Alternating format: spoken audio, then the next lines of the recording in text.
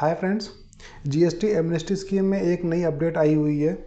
जो कि GST amnesty scheme आई थी 14 जनवरी 2025 को आया था इसी साल में।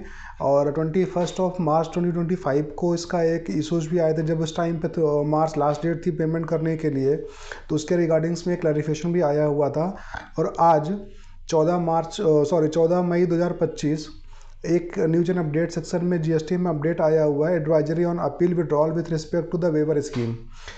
वेवर स्कीम की एक कंडीशन थी कि आपकी अपील पेंडिंग नहीं होनी चाहिए। आप अपने वेवर अप्लाई करने के पहले आपको जो अभी आपकी अपील पेंडिंग है उसको विड्रॉ करनी होगी।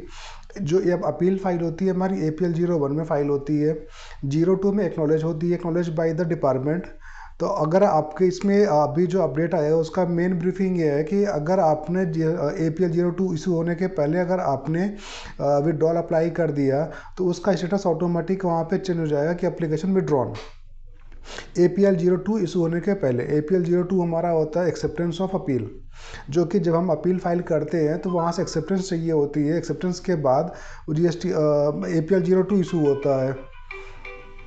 APL 02 इशू हो गया, इट मीन्स कि आपकी अपील एक्सेप्ट हो गई है।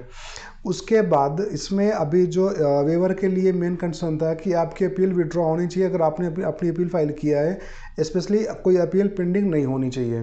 तो अगर आपकी अपील में APL 02 इशू नहीं हुआ तो उसके पहले आपने विड्रॉल डाल दिया तो वहाँ पे ऑटोमेटिक उसका स्टेटस चेंज होकर आ जाएगा अपील विड्रॉन।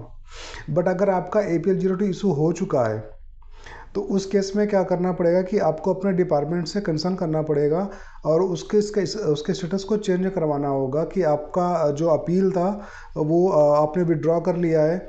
और इसके लिए डिपार्टमेंट को अपना सेटिस्फेक्शन रखना पड़ेगा, उनके साइड से क्लैरिफाइड है कि आप जो अपना अपील विड्रॉल फाइल करेंगे तो डिपार्टमेंट चेक करेगा अपने सेटिस्फेक्शन पे, उसको फिर एक्सेप्टेंस करेगा। एक्सेप्टेंस के बाद ही आपकी अपील विड्रॉ मानी जाएगी। तो जो इसकी प्राइमरी कंडीशन है जो इसमें लिखा हुआ है, स्पेशली अगर हम APL 02 की हम बात करते हैं, however if withdrawn application is filed after issuance of final acknowledgement then withdrawal of such appeal is subject to approval of the appellate authority. Once the appellate authority approve the withdrawal applications, the status of the application change from appeal submitted to appeal withdrawn. इसलिए अगर आपके APL 02 issue हो चुका था तो फिर आप एक बार अपने डिपार्टमेंट से कंसर्न करिए। आप अपना जो विड्रॉल के लिए फाइल किया हुआ है उसके डॉक्यूमेंट के साथ में अपने जुरिडिक्शन में जाइए, उनसे बात करिए, उससे एक्नॉलेज कराइए और उसके बाद फिर आपकी अपील विड्रॉ मानी जाएगी। जब आपका स्टेटस चेंज हो जाएगा उसके बाद आप अपने वेवर के लिए अप्लाई करेंगे।